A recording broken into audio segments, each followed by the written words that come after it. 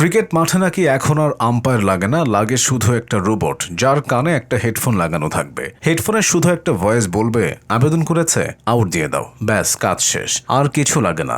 আম্পায়ারদের এখন শুধু বডি ল্যাঙ্গুয়েজটা ঠিক রাখতে হয়। খেলোয়াড়রা যখন এলবিডব্লিউ এর জন্য আবেদন করবে তখন দুই হাত আকাশের দিকে তুলে একটা গভীর চিন্তার ভঙ্গি করতে হবে, যেন উনি আইনস্টাইনের আপেক্ষিকতার তথ্য নিয়ে ভাবছেন। কিন্তু মনে মনে তিনি জানেন সিদ্ধান্ত আগেই নেওয়া হয়ে গেছে। এশিয়া কাপের সাম্প্রতিক ম্যাচগুলো দেখে মনে হচ্ছে আম্পায়াররা এখন আর বল ব্যাটের সম্পর্ক, পিচের গতিবিধি বা বলের লাইন নিয়ে মাথা ঘামান না। তাদের একমাত্র কাজ হলো খেলোয়াড়দের দিকে তাকিয়ে থাকা। যেই না কোনো বোলার বা ফিল্ডার হাত তুলে আবেদন করবে, অমনি যেন বিদ্যুৎ গতিতে আঙুল উঠে যায়। মনে হয় যেন আবেদন করাটা কোনো ম্যাজিক মন্ত্র, আর আম্পায়ারের আঙুলটা সেই মন্ত্রের অ্যাক্টিভেশন বাটন। ভারত পাকিস্তান ম্যাচের কথাই ধরুন, একটা এলবিডব্লিউ এর আবেদন হলো, আম্পায়ার একটু ভাবলেন যেন উনি মনে মনে হিসেব করছেন পৃথিবী থেকে চাঁদের দূরত্ব কত, এই বলটা কি সেই দূরত্বের সমান দূরত্বে হিট করেছে। তারপর তার মনে হলো, ধুর, এত কঠিন অঙ্ক করে কি লাভ, আবেদন তো হয়েছে, ব্যাস আঙুলটা উঠে গেল। আম্পায়ারদের এই নতুন ট্রেন্ড দেখে মনে হয় আম্পায়ারিং এখন একটা শিল্প হয়ে গেছে, যার নাম আউট আর্ট। এই শিল্পের মূলনীতি হলো